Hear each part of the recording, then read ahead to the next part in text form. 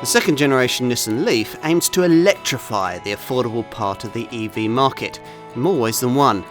It goes further, not only in terms of powered up range, but also in its efforts to bring new levels of space, comfort and technology to the full electric part of the family hatchback segment. In short, it's a sophisticated statement of just how far battery-powered cars have come. Whatever your opinion on EV motoring, this Leaf is guaranteed to surprise you. Can an electric car really be enjoyable to drive? Nissan says this one is. A light tap on the throttle delivers the kind of seamless pull-away demeanour you'd expect from this kind of car, but a sharp stab with the right foot fires the Leaf forward like a scalded cat. The 150 PS power output you get from this Mark II model represents a 40% increase in motor power that comes with a 25% increase in torque, and an increase in battery capacity from 24 to 40 kilowatt hours for standard models means that the operating range is increased to an official and actually reasonably realistic worldwide harmonised light vehicle testing procedure figure of 168 miles, considerably more than direct competitors can offer. But to get even an early three-figure driving range, you're going to need to make copious use of the various driving aids that Nissan provides. An eco mode restricts throttle travel, and there are two ways of harvesting regenerative energy that will slow down the battery's rate of power drain. As with the previous Leaf, the most obvious way of doing this is by selecting the provided B ratio on the gearbox, which gleans regenerative energy from the powertrain. With this Mark II model, there's the extra option of using the standard E-pedal system, which in addition also gains regenerative energy from the friction brakes. With E-pedal activated, you'll hardly ever need to press the brake pedal. The car slows itself, which sounds strange, but is something you adjust to pretty quickly. Greater chassis torsional stiffness means that handling is considerably better than the original version of this model could offer, and further aided by reworked steering and Nissan's intelligent trace control and intelligent ride control systems.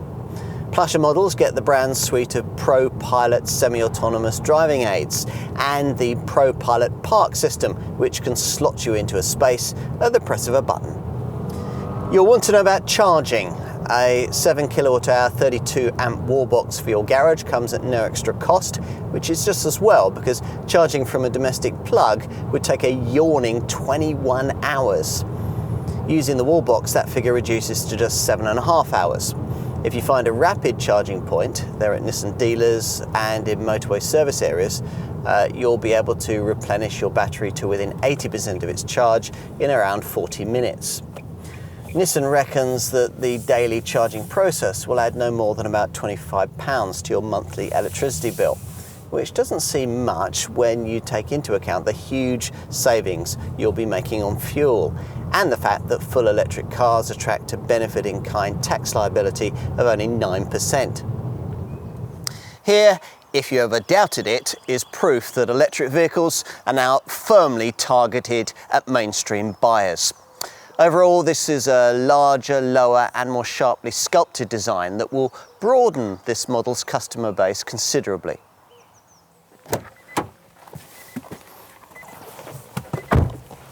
Buyers moving into electric vehicle ownership for the first time will also find the transition easier once they get behind the wheel. There's a high-set, SUV-like driving position, but otherwise the feel seems at first glance very much as you get in any ordinary family hatch. Closer inspection, though, reveals some unique Leaf cabin features. A stubby little auto gear lever and an instrument binnacle display that, curiously, mixes an analog speedo with an accompanying customizable colour TFT display. Now, pretty much everything else you'll need to know is delivered by the centre dash 7-inch Nissan Connect EV7 monitor that nearly all variants get. It's not as sophisticated as the screens you get in rival EV models, but with smartphone mirroring and navigation, including a map showing local charge stations, it delivers most of what you'll need to know. Let's take a seat in the rear.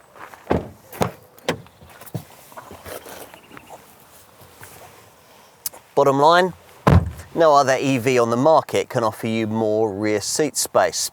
The bench back here can comfortably accommodate a couple of adults, and 3 kids will probably be fine too. Taking 3 large folk, though, is made difficult by the prominent height of this centre transmission tunnel. Lift the tailgate and you find yourself faced with a 436 litre cargo bay, around 100 litres more than the previous generation model could offer. Nissan's EV remit has been broadened quite a bit with the 2nd generation version of this design.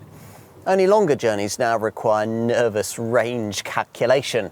The looks won't leave the neighbours assuming you've joined the Green Party. Charging's now more straightforward, and the interior no longer makes you feel like you're in some kind of concept car.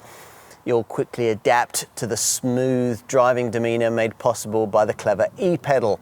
And the extra connectivity, the semi-autonomous driving aids and the stronger standards of safety are all welcome. Which leaves us with what? Another defining moment in electric vehicle history? It certainly feels like it.